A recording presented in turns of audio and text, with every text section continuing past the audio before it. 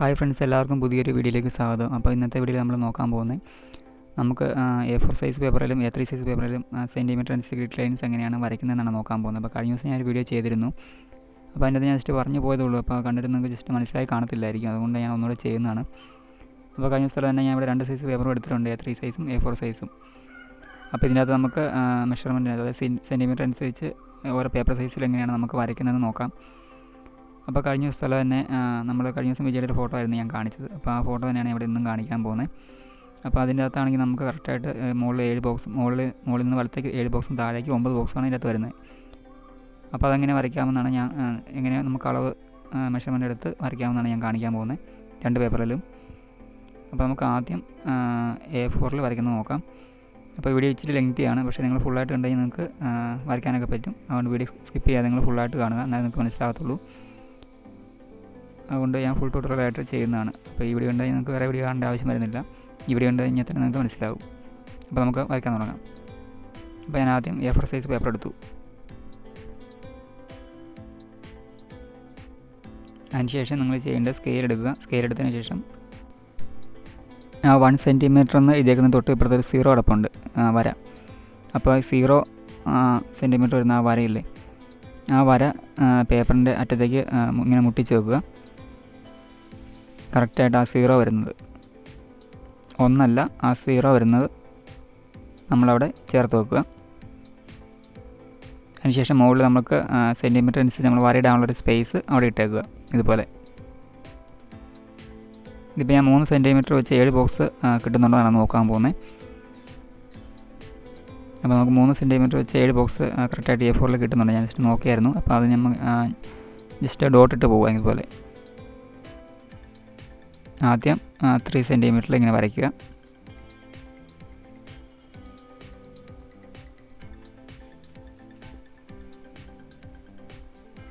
അതിനുശേഷം 3 കൂട്ടി 6-ൽ വരയ്ക്കുക, 6-ൽ വരയ്ക്കുക. അങ്ങനെ ഓരോ 3 കൂട്ടി അങ്ങനെ നമുക്ക് 7 ബോക്സ് മുകളിൽ കിട്ടുന്നുണ്ടെന്ന് നോക്കുക.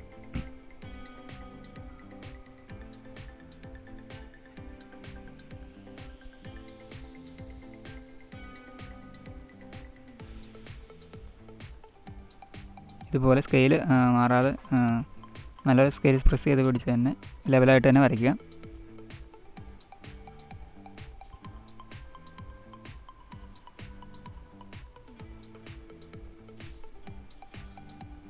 അപ്പോൾ നമുക്ക് കറക്റ്റായിട്ട് 7 ബോക്സ് A4 കറക്റ്റായിട്ട് 7 ബോക്സ് കിട്ടുന്നുണ്ട്, 3 സെൻറ്റിമീറ്റർ വെച്ച്. 2, 3, 4, 5, 6, 7. അപ്പോൾ നമുക്ക് 7 ബോക്സ് കിട്ടി മുകളിൽ. അപ്പോൾ അതേപോലെ തന്നെ നമ്മൾ താഴേക്ക് നമുക്ക് വേണ്ടത് 9 ബോക്സാണ്. അപ്പോൾ നമ്മൾ ആദ്യം വരച്ചത് എങ്ങനെയാണോ അതേപോലെ തന്നെ 0-ൽ ആ 0 വരുന്ന വരയില്ലേ, അതുപോലെ തന്നെ നമ്മൾ ജസ്റ്റ് മുട്ടിച്ച് വെക്കുക. കറക്റ്റായിട്ട് പേപ്പറിൻ്റെ അറ്റത്തേക്ക് മുട്ടിച്ച് വെച്ചതിന് ശേഷം താഴേക്ക് നമുക്ക് 9 ബോക്സാണ് വേണ്ടത്. അപ്പം 9 ബോക്സ് നമ്മൾ 3 സെൻറ്റിമീറ്റർ വെച്ച് കൂട്ടി പോവുക, വരച്ച് പോവുക.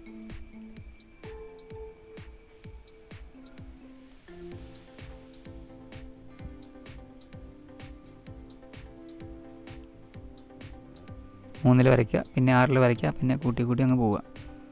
3 സെൻറ്റിമീറ്റർ വെച്ച് നമുക്ക് 9 ബോക്സ് കിട്ടണം.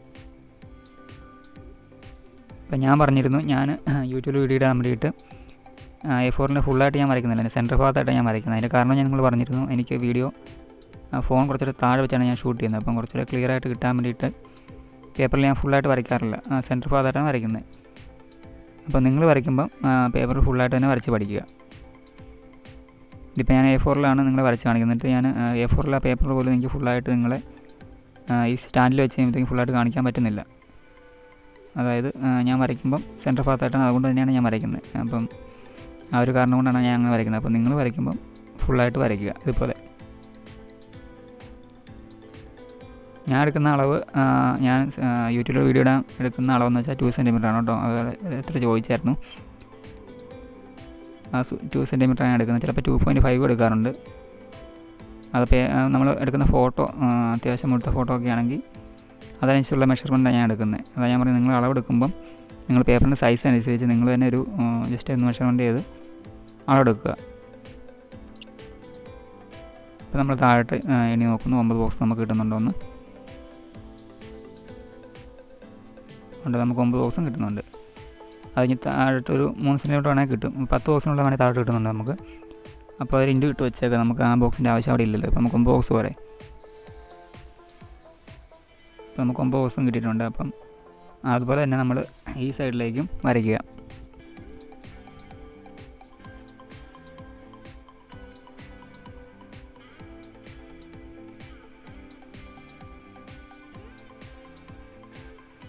ഇപ്പം നിങ്ങൾ വരയ്ക്കുമ്പോൾ ജസ്റ്റ് ഡോട്ടിട്ട് പോയാൽ മതി. ഞാനിപ്പോൾ നിങ്ങളെ കാണിക്കാൻ വേണ്ടി ഇച്ചിരി വരച്ച് സെൻറ്റിമീറ്റർ കുറച്ചുകൂടെ വരച്ച് നല്ല രീതിയിൽ തെളിച്ച് കാണിക്കുന്നതാണ്.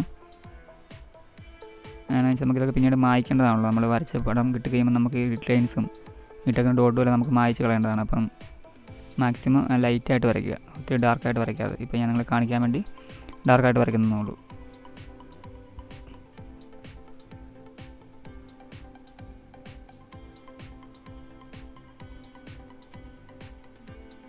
ഇപ്പോൾ ഞാൻ 3 സെൻറ്റിമീറ്റർ എടുക്കുന്നുള്ളൂ. നിങ്ങൾക്ക് വേണമെങ്കിൽ 2.5 2 വേണമെങ്കിൽ എടുക്കാം. പക്ഷേ 2.5 2 ഒക്കെ എടുത്തു കഴിഞ്ഞാൽ നമുക്ക് A4 ഫുള്ളായിട്ട് ആ പടം കിട്ടത്തില്ല. അപ്പോൾ നിങ്ങളത് മനസ്സിൽ കണ്ട് വേണം അളവെടുക്കാൻ.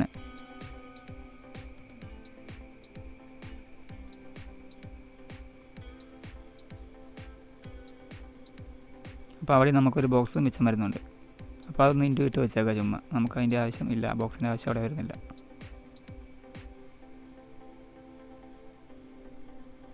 പിന്നെ നമ്മൾ മുകളിൽ വരച്ച പോലെ തന്നെ താഴേക്കും നമ്മൾ ആ 0 വരുന്ന ആ വരയിലേക്ക് മുട്ടിച്ച് വെച്ചതിന് ശേഷം 7 ബോക്സ് താഴെയും വരയ്ക്കുക 3 സെൻറ്റിമീറ്റർ വെച്ച്. സെയിം മെത്തേഡ് തന്നെ.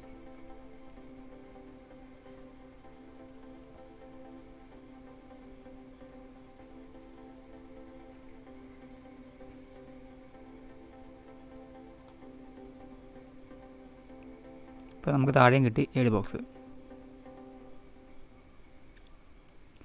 അതിനുശേഷം നമ്മൾ ചെയ്യേണ്ടത് ഈ ഡോട്ട് തമ്മിൽ കൂട്ടി മുട്ടിച്ച് വരച്ചാൽ മതി. എല്ലാവർക്കും അറിയാമല്ലോ.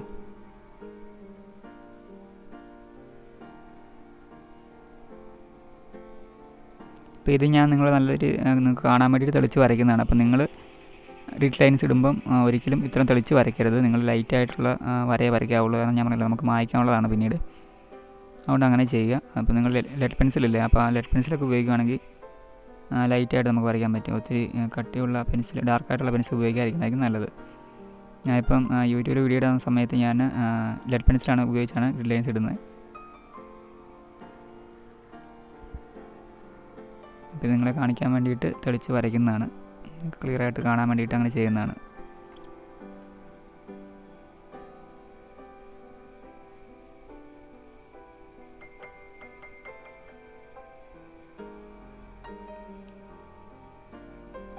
ഇപ്പോൾ ഓരോരുത്തരെ വരയ്ക്കാൻ വേണ്ടി കമൻറ്റ് ചെയ്യുന്നത് ഞാൻ കാണാറുണ്ട്. സിനിമാടന്മാരുടെ പേരൊക്കെ ഇങ്ങനെ വരയ്ക്കണമെന്ന് കമൻറ്റ് ചെയ്യുന്നതൊക്കെ ഞാൻ കാണാറുണ്ട്. ഞാൻ വരയ്ക്കാൻ ഒരു ദിവസം ഞാൻ വരച്ചിടാറുണ്ട്. മാക്സിമം ഞാൻ വരച്ച് കമൻറ്റ് നോക്കി വരച്ച് പോകാറുണ്ട്. പിന്നെ ചിലതൊക്കെ വിട്ടു പോകാറുണ്ട്. എന്നാലും ഞാൻ മാക്സിമം വരച്ചിടാറുണ്ട്. നിങ്ങൾ പറയുന്നതൊക്കെ വരച്ചിടാറുണ്ട്. ചിലർ വരച്ച് നോക്കി നമ്മളോട് കമൻറ്റ് ചെയ്യാറുണ്ട്. അപ്പോൾ അതും എനിക്ക് സന്തോഷമാണ്. ഞാൻ വരച്ച് നിങ്ങൾക്ക് ഉപകാരപ്പെടുന്നുണ്ടല്ലോ എന്ന് അറിയുമ്പം സന്തോഷമുണ്ട്. ഞാൻ ചെയ്യുന്ന വീഡിയോസ് നിങ്ങൾക്ക് ഉപകാരപ്പെടുന്ന അറിയുമ്പോൾ എനിക്ക് സന്തോഷമുണ്ട്. അപ്പം നിങ്ങൾ ഇനിയും വരച്ച് പഠിക്കുക നല്ലപോലെ.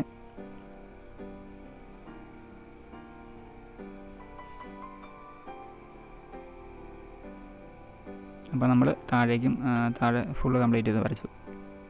ഇനി നമ്മൾ അതേപോലെ തന്നെ താഴത്തെ ഡോട്ടും മുകളിലത്തെ ഡോട്ടും തമ്മിൽ കൂട്ടിമുട്ടിച്ച് വരയ്ക്കുക 7 ബോക്സിനുള്ളത്.